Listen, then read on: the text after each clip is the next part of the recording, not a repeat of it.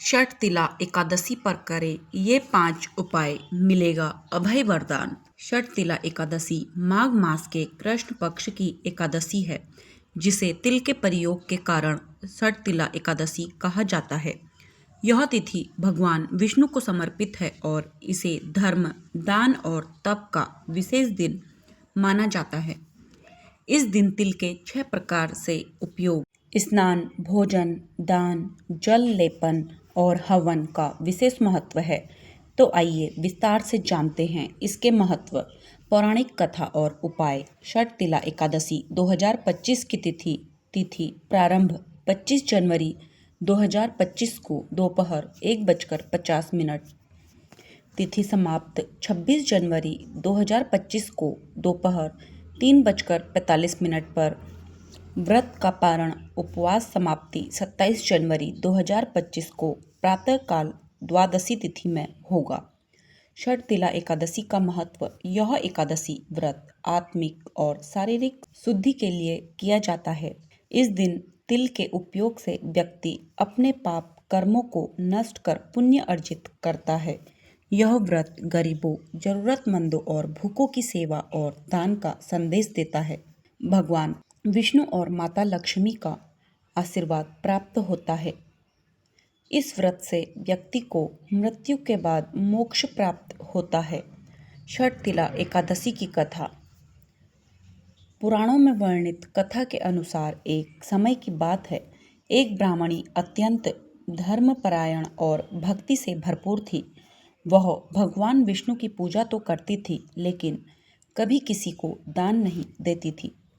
जब वह मृत्यु के उपरांत यमलोक पहुंची तो यमराज ने कहा, तुम्हारी पूजा तो सही थी, लेकिन तुमने दूसरों की सेवा और दान करना नहीं सीखा।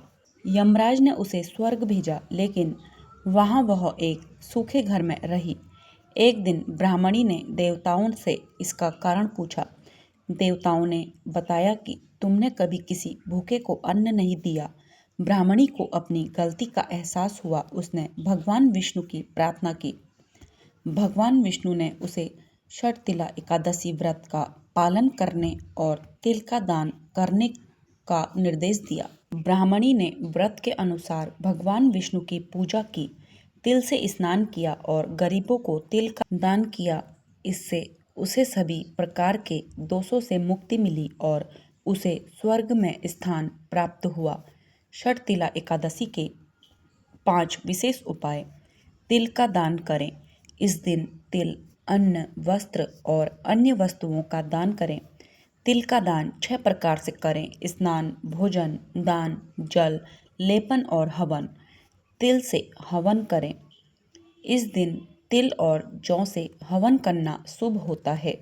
हवन से सभी पाप कर्म नष्ट होते हैं और सकारात्मक ऊर्जा का वास होता है।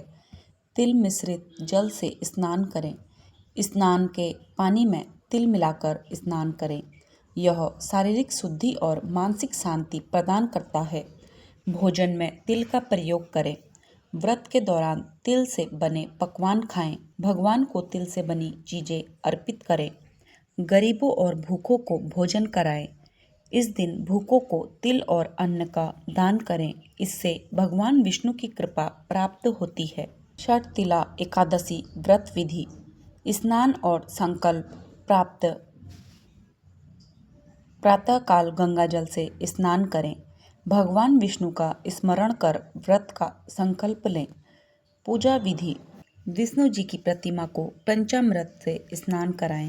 तिल, गंगा जल, फूल, दीपक, धूप और तुलसी से पूजा करें। विष्णु सहस्त्र नाम या विष्णु चालीसा का पाठ करें। इस दिन निराहार रहकर व्रत करें या केवल फलाहार लें। रात्रि में भगवान विष्णु का भजन और कीर्तन करें। पारण द्वादशी तिथि को ब्राह्मणों और गरीबों को भोजन कराकर व्रत समाप्त करें।